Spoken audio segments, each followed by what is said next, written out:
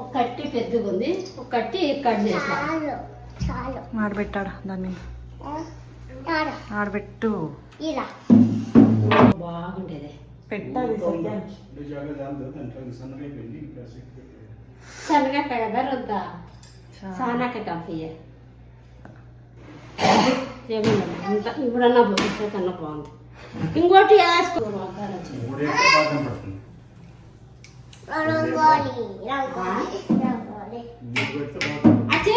ముందు తట్టుకుంటుందా అట్లనే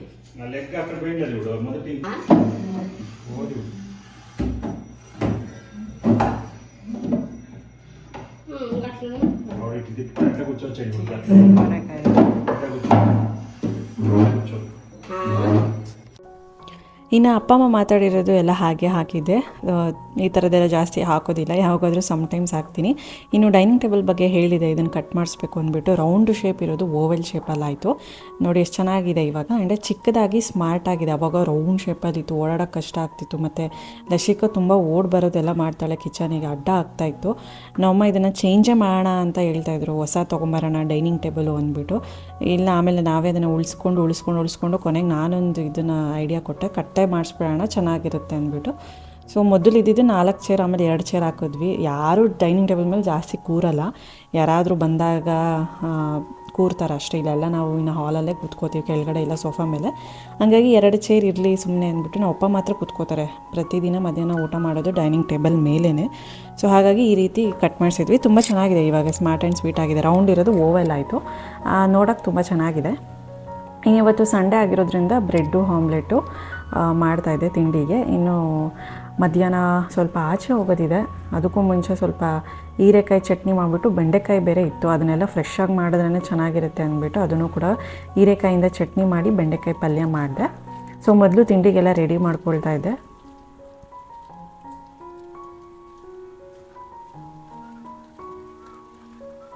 ಇನ್ನು ಹಾಗೆ ಮಕ್ಕಳಿಗೆ ಸ್ವಲ್ಪ ಹಳ್ಳೆಣ್ಣೆನೂ ಹಚ್ಚಿದ್ದೆ ಬೆಳಗ್ಗೆನೇ, ಅಂದರೆ ಶನಿವಾರನೇ ಹಚ್ಚಿಬಿಟ್ಟಿದೆ ಓವರ್ನೈಟ್ ಬಿಟ್ಟು. ಇವತ್ತು ಸಂಡೇ ಮಾರ್ನಿಂಗ್ ತಲೆ ಸ್ನಾನ ಮಾಡಿಸೋಣ ಅಂದ್ಬಿಟ್ಟು. ಇನ್ನು ಪ್ರಕುಲ್ ಏನೋ ಡಿಸ್ಕಸ್ ಮಾಡ್ತಾಯಿದ್ದೆ ನನ್ನ ಜೊತೆಗೆ, ಅದನ್ನೇ ಫುಲ್ಲು ಡಿಸ್ಕಸ್ ಮಾಡ್ತಾಯಿದ್ವಿ ಇಬ್ಬರು ಕೂತ್ಕೊಂಡು.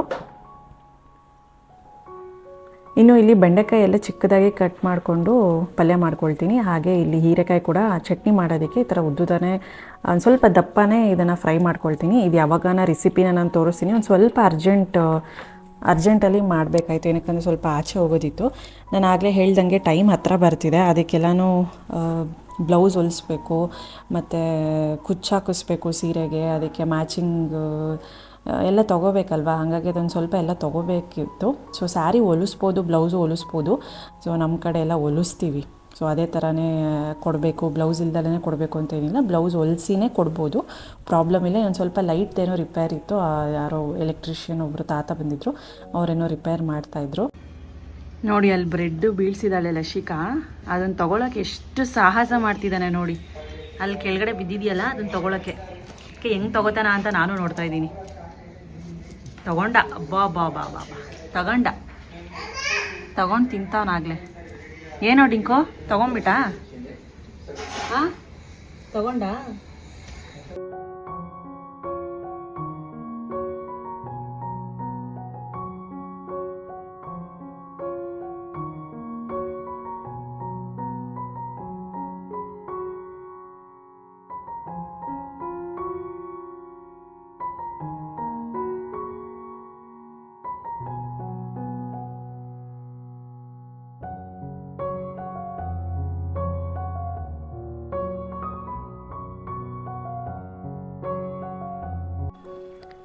ಇನ್ನು ನಾವು ಕೂಡ ರೆಡಿಯಾಗಿ 4 ಗಂಟೆಗೇನೋ ಹೊರಟಿದ್ದಾಯಿತು. ಬೇಗನೆ ಹೋಗಬೇಕು ಅಂತ ಅಂದ್ಕೊಂಡ್ವಿ, ಮತ್ತು ಇನ್ನು ಮಧ್ಯದಲ್ಲಿ ಲಂಚ್ ಬೀಳುತ್ತೆ ಅಂದ್ಬಿಟ್ಟು ಒಟ್ಟಿಗೆ ಊಟ ಮಾಡಿಕೊಂಡು ಹೋದ್ವಿ. ಸೊ ಇಲ್ಲಿ ಊಟಕ್ಕೂ ಕೂಡ ಇಡ್ತಾಯಿದ್ದೀನಿ. ಇನ್ನು ಊಟ ಮಾಡಿಬಿಟ್ಟೆ ಹೋಗೋಣ ಅಂದ್ಕೊಂಡು 4 ಗಂಟೆಗೆ ಹೊರಡೋಣ ಅಂದ್ಕೊಂಡು ಸುಮ್ಮನೆ ಆದ್ವಿ. ಇದು ಈ ಥರ ಹೀರೆಕಾಯಿ ಚಟ್ನಿ ಈ ಥರ ಆಗಿದೆ. ಇದು ರೆಸಿಪಿನ ನಾನು ಮತ್ತೊಮ್ಮೆ ಯಾವಾಗನ ತೋರಿಸ್ತೀನಿ. ತುಂಬ ಚೆನ್ನಾಗಿರುತ್ತೆ ಬಿಸಿ ಬಿಸಿ ಅನ್ನಕ್ಕೆ. ಆ್ಯಂಡ್ ಇದು ಡ್ರೈ ಥರ ಬೆಂಡೆಕಾಯಿ ಡ್ರೈ ಪಲ್ಯ ಥರ ಮಾಡಿದ್ದೀನಿ. ಇದು ಕೂಡ ಸೈಡ್ಸಿಗೆ ತುಂಬ ಚೆನ್ನಾಗಿರುತ್ತೆ, ಚಪಾತಿಗೂ ಕೂಡ ತುಂಬಾ ಚೆನ್ನಾಗಿರುತ್ತೆ. ಇನ್ನು ಇದಕ್ಕೆ ರೈಸ್ ಇದ್ರೇ ಕಾಂಬಿನೇಷನ್ ಚೆನ್ನಾಗಿರೋದು. ಇನ್ನು ಮುದ್ದೆಗಿದ್ದೆ ಅಷ್ಟೊಂದು ಕಾಂಬಿನೇಷನ್ ಸೂಟ್ ಆಗೋಲ್ಲ.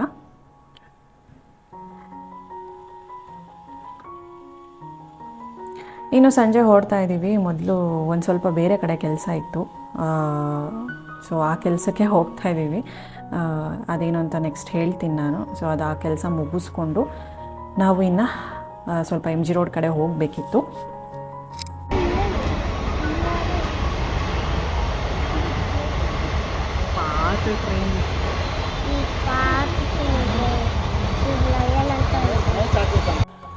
ಇನ್ನು ಮ್ಯಾಚಿಂಗ್ ಸೆಂಟರ್ ಅಂತ ಒಂದಿದೆ ಇಲ್ಲಿ MG ರೋಡ್ ಎಂಟ್ರಿ ಆಗಿದ ತಕ್ಷಣವೇ. ನಮಗೇನೇ ಒಂದು ಇಡಬೇಕು ಅಂದ್ರೂ ಅಲ್ಲೇ ಹೋಗ್ತೀವಿ, ಎಲ್ಲ ಹೋಲ್ಸೇಲಲ್ಲಿ ಸಿಗುತ್ತೆ ಅಲ್ಲಿ. ಸೊ ಹಾಗಾಗಿ ಲಶಿಕಂಗೆ ಒಂದು ಲಂಗ ಬ್ಲೌಸು ಸ್ಟಿಚ್ ಮಾಡಿಸೋದಕ್ಕೆ ಒಂದು ಬಟ್ಟೆ ತೊಗೊಂಡಿದ್ವಿ ಸಿಲ್ಕಲ್ಲಿ. ಸೊ ಮೊನ್ನೆ ವರಮಹಾಲಕ್ಷ್ಮಿಗೆ ಹೋದಾಗ ಅದನ್ನು ತೊಗೊಂಡಿದ್ವಿ, ಅದಕ್ಕೂ ಬೇಕಿತ್ತು. ಮತ್ತು ತಂಗಿಗೆ ಒಂದು ಸ್ವಲ್ಪ ಮ್ಯಾಚಿಂಗ್ ಬೇಕಿತ್ತು. ಸ್ಯಾರಿ ಮತ್ತು ಲಶಿಕಂಗೆ ತೊಗೊಂಡಿರೋದು ಲಂಗ ಬ್ಲೌಸ್ ಎಲ್ಲ ನಾನು ನೆಕ್ಸ್ಟ್ ವೀಡಿಯೋದಲ್ಲಿ ತೋರಿಸ್ತೀನಿ, ಓಕೆನಾ. ಆ್ಯಂಡ್ ಇನ್ನೊಂದು ಸ್ವಲ್ಪ ಹೋಲ್ಸೇಲ್ ಅಂಗಡಿಗೆ ಬರೋದಿತ್ತು. ಒಂದು ಸ್ವಲ್ಪ ಪ್ಲಾಸ್ಟಿಕ್ ಬಾಕ್ಸಸ್ ತೊಗೋಬೇಕಿತ್ತು. ಈ ಸ್ವೀಟೆಲ್ಲ ಮಾಡಿಕೊಂಡು ತೊಗೊಂಡೋಗ್ಬೇಕಲ್ಲ ಇಲ್ಲಿಂದ. ಅಕ್ಕಂದ್ರು ಅಲ್ಲಿಂದ 3 ಸ್ವೀಟ್ ಏನೋ ಮಾಡ್ಕೊಂಬರ್ತಾರಂತೆ ಊರಿಂದಾನೆ. ನಾವಿಲ್ಲಿ ಒಂದು 5 ಐಟಮ್ ತೊಗೊಂಡೋಗ್ತೀವಿ. ಸೊ ಒಂದು 5-6 ಐಟಮು. ಸೊ ಅಲ್ಲಿಗೆ 9 ಐಟಮು ನಾವು ತೊಗೊಂಡೋಗ್ತಿರೋದು, ವಿತ್ ಹಣ್ಣು, ಕಾಯಿ, ಸ್ವೀಟು, ಖಾರ ಎಲ್ಲ ಮಿಕ್ಸ್ ಸೇರಿ. ಇನ್ನು ಎಲ್ಲನೂ ತೊಗೊಂಡು ಮನೆಗೆ ಹೋದ್ವಿ. ಒಂದು ಗ್ರಂಥಿಗೆ ಅಂಗಡಿಗೂ ಕೂಡ ಹೋಗಬೇಕಿತ್ತು.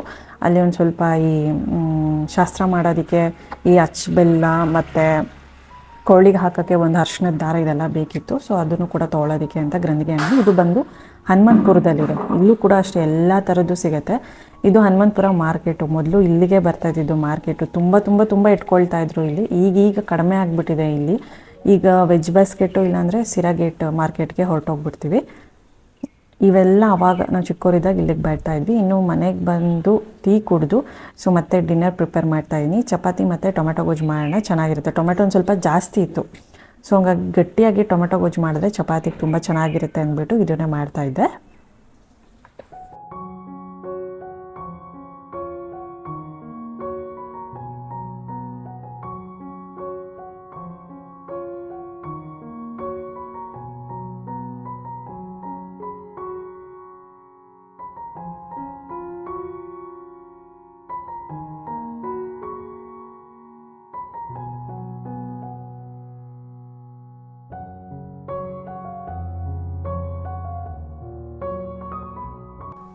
ಹಾಗೆ ಇದು ಬಂದುಬಿಟ್ಟು ಬೆಳಗ್ಗೆ ವ್ಲಾಗ್ನ ಕಂಟಿನ್ಯೂ ಮಾಡ್ತಾಯಿದ್ದೀನಿ. ಬೆಳಗ್ಗೆ ಇದ್ದರೆ ಆ್ಯಸ್ ಯೂಶ್ವಲ್ ಕೆಲಸಗಳಿದ್ದೇ ಇರುತ್ತೆ, ತಿಂಡಿ ಮಾಡೋದು, ಸಾಂಬಾರು ಮಾಡೋದು. ಸೊ ಇವತ್ತು ಪಲಾವ್ ಮಾಡ್ತಾಯಿದ್ದೀನಿ. ವೆಜಿಟೇಬಲ್ಸ್ ಎಲ್ಲ ಒಂದು ಸ್ವಲ್ಪ ಜಾಸ್ತಿ ಹಾಕಿಬಿಟ್ಟು ವೆಜ್ ಪಲಾವ್ ಮಾಡೋಣ ಅಂತ ಎಲ್ಲ ಕಟ್ ಮಾಡಿ ಇಟ್ಕೊಂಡಿದ್ದೀನಿ. ಒಂಚೂರು ಬೀನ್ಸು, ಕ್ಯಾರೆಟು, ಟೊಮ್ಯಾಟೊ ಮತ್ತು ಕ್ಯಾಪ್ಸಿಕಮ್ ಹಾಕಿಬಿಟ್ಟು ಮಾಡೋಣ ಅಂತ.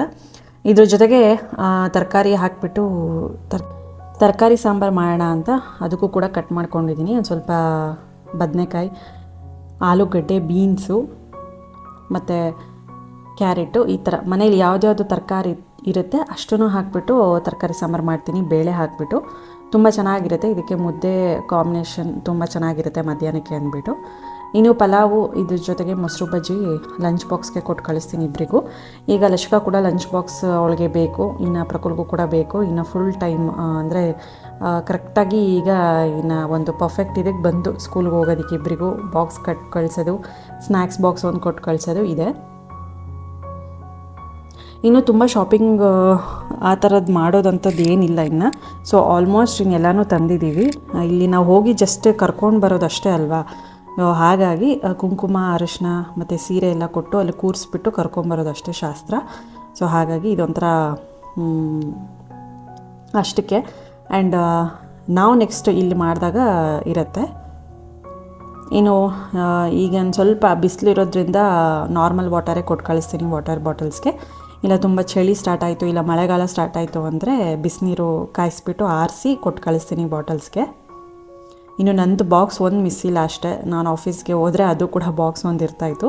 ಇನ್ನು ಬಾಕ್ಸ್ ರೆಸಿಪೀಸ್ ನೋಡಿ, ಒಂದು ಬಾಕ್ಸಿಗೆ ಮ್ಯಾಂಗೋ ಕಟ್ ಮಾಡಿ ಕೊಟ್ಟಿದ್ದೀನಿ ಸ್ನ್ಯಾಕ್ಸಿಗೆ ಇಬ್ಬರಿಗೂ. ಆ್ಯಂಡ್ ಮಧ್ಯಾಹ್ನ ಲಂಚಿಗೆ ಪಲಾವ್ ಮತ್ತು ಮೊಸರು ಬಜ್ಜಿ. ಸೊ ಲಶಿಕಾ ಬೇಗ ಬರ್ತಾಳಲ್ವ, ಹಾಗಾಗಿ ಒಳಗೊಂದು ಸ್ವಲ್ಪ ಕಮ್ಮಿ ಕ್ವಾಂಟಿಟೀಲಿ ಕೊಟ್ಟು ಕಳಿಸ್ತೀನಿ ಪಲಾವೆಲ್ಲ.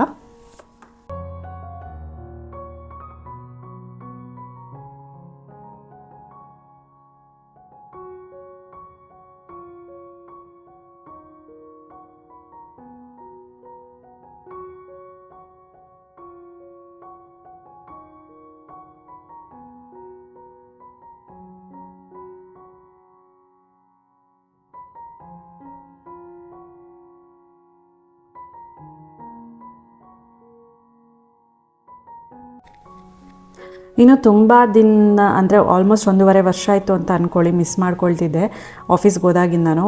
ಲಸಿಕಂಗೆ ಬಿಟ್ಟು ಬರಬೇಕು ಸ್ಕೂಲ್ಗೆ, ಅವಳನ್ನ ನಾನೇ ಡ್ರಾಪ್ ಮಾಡಿ ಪಿಕಪ್ ಮಾಡಿ ಬರಬೇಕು ಅನ್ನೋದು ತುಂಬ ಆಸೆ ಇತ್ತು. ಅದು ಈಗ ಈಡೇರ್ತಿದೆ. ಇನ್ನು ಮಕ್ಳಿಗೆ ನಾನೇ ಆರಾಮಾಗಿ ಬಿಟ್ಟು ಬರಬೇಕು, ಬಂದ ತಕ್ಷಣ ಅವ್ರಿಗೊಂದು ವೆರೈಟಿ ಫುಡ್ ಮಾಡಿ ತಿನ್ನಿಸ್ಬೇಕು ಅನ್ನೋದು ತುಂಬ ಇತ್ತು.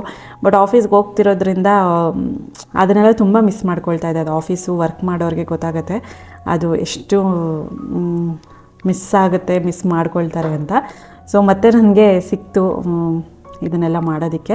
ಸೊ ಹಾಗಾಗಿ ಇನ್ನು ಲಕ್ಷ್ಮಣ್ ಕೂಡ ಸ್ಕೂಲಿಗೆ ಲೇಟ್ ಆಯ್ತಲ್ಲ, ಸೊ ಸಾಕ್ಸ್ ಹಾಕ್ಬಿಟ್ಟು ಇನ್ನು ಶೂಸ್ ಎಲ್ಲ ಹಾಕಿ, ಇನ್ನೇನು ಹೋಗೋ ಟೈಮಿಗೆ ನಾನು ಸಾಕ್ಸು ಶೂಸ್ ಎಲ್ಲ ಹಾಕ್ತೀನಿ. ಇನ್ನು ಅಲ್ಲಿ ಅವಳನ್ನ ಬಿಟ್ಟು ಮತ್ತು ನಾನು ಅಮ್ಮ ಬಂದ್ವಿ ಇಲ್ಲಿಗೆ. ಇಲ್ಲಿ ಗೀತಾ ಎಂಬ್ರಾಯ್ಡರಿ ಸ್ಟುಡಿಯೋ ಅಂದ್ಬಿಟ್ಟು, ಇದು near Jayanagar Shettihalli under pass ಹತ್ರನೇ ಇದೆ.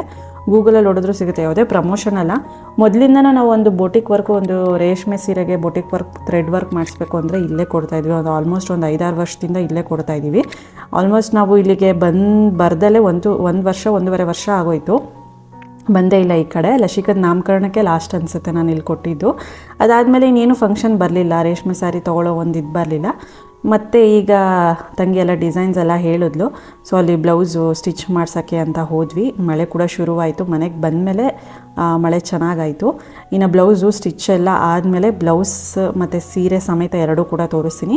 ಬಟ್ ಬ್ಲೌಸ್ ಬರಬೇಕು, ಅಲ್ಲಿವರೆಗೂ ವೆಯ್ಟ್ ಮಾಡಿ. ಚೆನ್ನಾಗಿದೆ ಬ್ಲೌಸ್ ಡಿಸೈನ್ ಎಲ್ಲ. ಅಲ್ಲೋಗಿ ಚೆಕ್ ಮಾಡಿ, ನಿಮಗೆ ಒಳ್ಳೊಳ್ಳೆ ಪ್ರೈಸಸಲ್ಲಿ ಸಿಗುತ್ತೆ. ಇನ್ನು ರಿಮೋಟ್ ಕಾರ್ ಬುಕ್ ಮಾಡಿಸ್ಕೊಂಡಿದ್ರು ಇಬ್ಬರು, ಬೇಕೇ ಬೇಕು ಹಠ ಮಾಡಿ.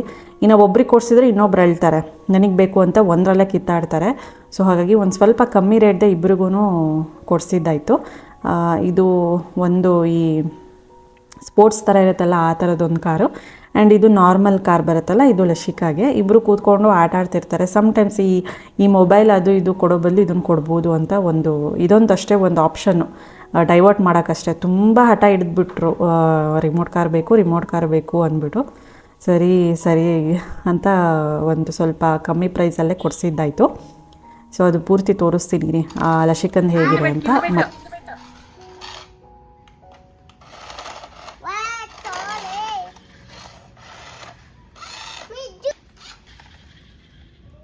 ఈ లైన్ మీదే రావాలా.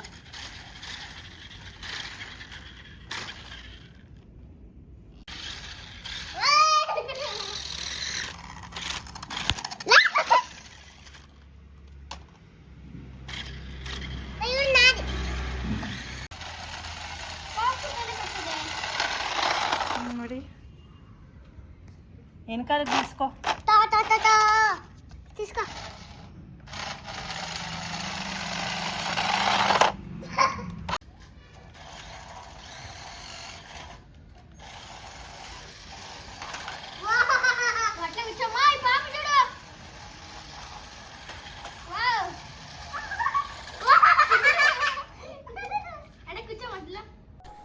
ಇನ್ನು ವೆದರ್ ಮಾತ್ರ ಸೂಪರಾಗಿತ್ತು.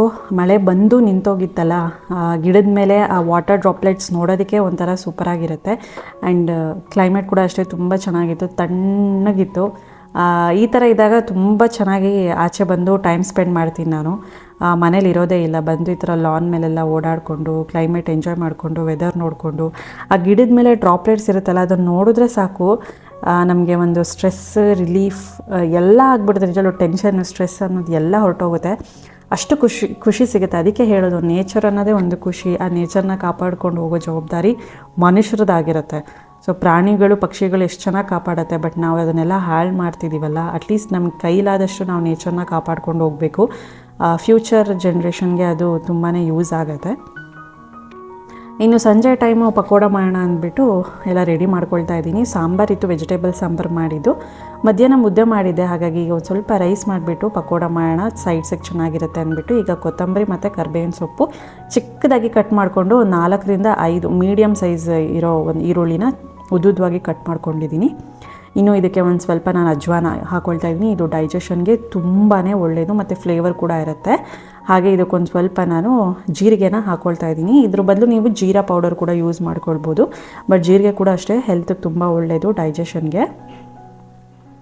ಹಾಗೆ ಇದಕ್ಕೊಂದು ಸ್ವಲ್ಪ ನಾನು ಉಪ್ಪನ್ನ ಹಾಕ್ಕೊಳ್ತಾ ಇದ್ದೀನಿ. ರುಚಿಗೆ ತಕ್ಕಷ್ಟು ಉಪ್ಪನ್ನ ಹಾಕ್ಕೋಬೇಕು. ನೆಕ್ಸ್ಟ್ ಇದಕ್ಕೆ ನಾನೊಂದು ಸ್ವಲ್ಪ ಅಚ್ಚ ಖಾರದ ಪುಡಿನ ಹಾಕ್ಕೊಳ್ತಾ ಇದ್ದೀನಿ. ಮಕ್ಕಳು ಕೂಡ ತಿನ್ನೋದ್ರಿಂದ ನಾನು ಹಸಿರು ಮೆಣಸಿನ್ಕಾಯಿ ಯೂಸ್ ಮಾಡ್ತಾಯಿಲ್ಲ, ಹಾಗಾಗಿ ನಾನು ಅಚ್ಚ ಖಾರದ ಪುಡಿನೇ ಹಾಕ್ಕೊಂಡೆ. ಹಾಗೆ ಇದಕ್ಕೆ 3 ಸ್ಪೂನಷ್ಟು ನಾನು ಕಡಲೆ ಹಿಟ್ಟನ್ನ ಹಾಕ್ಕೊಳ್ತೀನಿ. ಮೊದಲು ಇಷ್ಟು ಸಾಕು, ಇಷ್ಟು ಹಾಕಿಬಿಟ್ಟು ಕಲಿಸ್ಕೋಬೇಕು, ಆಮೇಲೆ ಮತ್ತೆ 3 ಸ್ಪೂನ್ ಹಾಕ್ಕೊಂಡು ಮಾಡ್ಕೋಬೇಕು. ಇದಕ್ಕೆ 3 ಸ್ಪೂನ್ ಕಡಲೆ ಹಿಟ್ಟಿಗೆ ನಾನು 1 ಸ್ಪೂನಷ್ಟು ಅಕ್ಕಿ ಹಿಟ್ಟನ್ನ ಹಾಕ್ಕೊಳ್ತಾ ಇದ್ದೀನಿ. ಇದೇ ಮೆಜರ್ಮೆಂಟಲ್ಲೇ ಮಾಡ್ಕೊಳ್ಳಿ, ತುಂಬ ಚೆನ್ನಾಗಿ ಕ್ರಿಸ್ಪಿಯಾಗಿ ಬರುತ್ತೆ. ಮೊದಲು ಈ ಥರದ್ದೆಲ್ಲ ಕಲಿಸ್ಕೋಬೇಕು.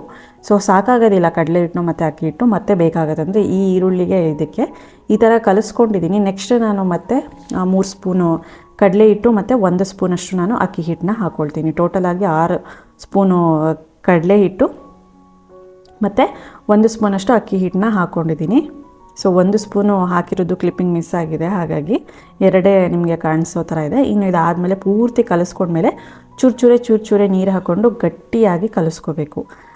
ಹೇಗೆ ಕಲಿಸ್ಕೋಬೇಕು ಅಂದರೆ ಹಿಟ್ಟು ಕಡಿಮೆ ಇರಬೇಕು, ಈರುಳ್ಳಿ ಎದ್ದು ಕಾಣಿಸ್ತಾ ಇರಬೇಕು. ಆವಾಗಲೇ ನಮಗೆ ಒಂದು ಆನಿಯನ್ ಪಕೋಡ ಅನ್ಸೋದು ಕ್ರಿಸ್ಪಿನೆಸ್ ಇರುತ್ತೆ. ನೋಡಿ ಈ ಥರ ಕಲಿಸ್ಕೊಂಡ್ರೆ ಮುಗೀತು. ಇನ್ನು ಡೀಪ್ ಫ್ರೈ ಮಾಡೋದಕ್ಕೆ ಆಯಿಲ್ ಇಟ್ಕೊಂಡಿದ್ದೀನಿ, ಹೀಟ್ ಆಗಬೇಕು. ಚೆನ್ನಾಗಿ ಹೀಟ್ ಆದಷ್ಟು ಕ್ರಿಸ್ಪಿಯಾಗಿ ಬೇಗನೆ ಆಗೋಗುತ್ತೆ. ಇದು ಪ್ರಿಪೇರ್ ಆಗಿದೆ, ಆಯಿಲ್ ಕೂಡ ಕಾದಿದೆ. ಇದು ಸ್ನ್ಯಾಕ್ಸಿಗಂತೂ ಸಿಕ್ಕಾಪಟ್ಟೆ ಚೆನ್ನಾಗಿರುತ್ತೆ.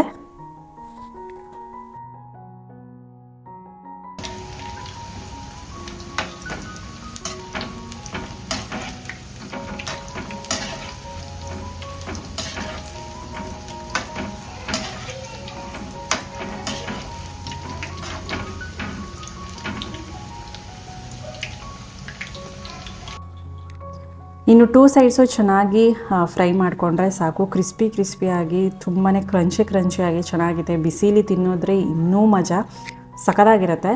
ಇದಕ್ಕೆ ಬೇಕಿದ್ರೆ ಚಟ್ನಿ ಮಾಡಿಕೊಂಡು ತಿನ್ಬೋದು, ಇಲ್ಲ ಸಾಸಲ್ಲೂ ಕೂಡ ಚೆನ್ನಾಗಿರುತ್ತೆ, ಇಲ್ಲ ಹಾಗೆ ಕೂಡ ಅನ್ನ ಸಾಂಬಾರಿಗೆ ಸೈಡ್ಸ್ ಆಗಿ ಕೂಡ ತಿನ್ಬೋದು.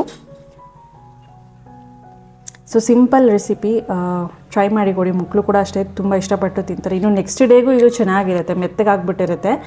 ಅದೊಂಥರ ಟೇಸ್ಟ್, ಅದೊಂಥರ ಸೂಪರಾಗಿರುತ್ತೆ. ಬಿಸಿಲಿ ಇದ್ದಾಗ ಒಂಥರ ಟೇಸ್ಟು. ನೋಡಿ ಹೊಗೆ ಇನ್ನೂ ಹಾಗೆ ಬರ್ತಾನೆ ಇದೆ. ಒಳಗಡೆ ಎಲ್ಲ ಪರ್ಫೆಕ್ಟಾಗಿ ಬೆಂದಿದೆ. ಮೀಡಿಯಮ್ ಫ್ಲೇಮಲ್ಲಿ ಫ್ರೈ ಮಾಡಿಕೊಂಡ್ರೆ ಸಾಕು. ಪರ್ಫೆಕ್ಟಾಗಿ ನೋಡಿ ಈ ಥರ ಬೆಂದಿರುತ್ತೆ. ಹಾಗಾಗಿ ಬಾಯಿಗೆ ಹಾಕ್ಕೊಂಡ್ಬಿಟ್ರೆ ಸಕ್ಕದಾಗಿರುತ್ತೆ ಟೇಸ್ಟ್ ಮಾತ್ರ. ಸೊ ಟ್ರೈ ಮಾಡಿ ನೋಡಿ. ಈ ವ್ಲಾಗ್ನ ಕೂಡ ಇಲ್ಲಿಗೆ ಎಂಡ್ ಮಾಡ್ತೀನಿ. ಸೊ ಸ್ವಲ್ಪನಾದರೂ ಇಷ್ಟ ಆಗಿದರೆ please like, share, comment and subscribe. ಮತ್ತೆ ಸಿಗ್ತೀನಿ ಮುಂದಿನ ವ್ಲಾಗಲ್ಲಿ. Until then bye bye, take care, lots of love.